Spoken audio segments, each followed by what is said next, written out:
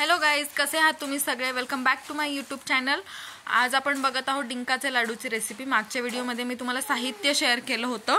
तर मी इथे थोडासा डिंक तळून घेतलेला आहे. इथे गोवर्धनचं तूप यूज केलेलं आहे. तुम्ही तुमच्या घरचं तूप यूज करू शकता. त्याच्यानंतर बदाम थोडे तळून घ्यायचे आहेत त्याच तुपात, आणि काजू. मी इथे पिस्ता देखील थोडासा ॲड केलेला आहे.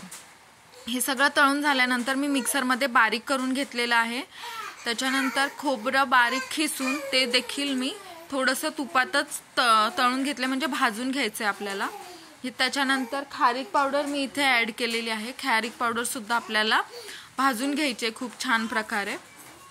हे सगळं झाल्यानंतर हे थोडंसं गार होऊन द्यायचं आणि इथे सगळं मिश्रण ॲड करायचं. इथे थोडं मी मेथ्यासुद्धा ॲड केल्या होत्या आणि जायफळ.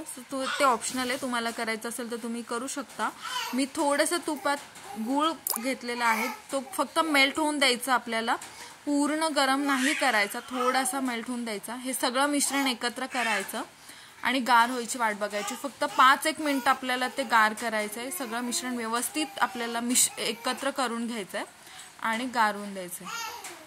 जास्त गार न करता आपल्याला लगेच लाडू वळायला घ्यायचे आहेत, कारण ते थोडे थंड झाल्यावर आपल्याला ते करता येत नाही. इथे अर्धा कप दूध देखील यूज केलं होतं.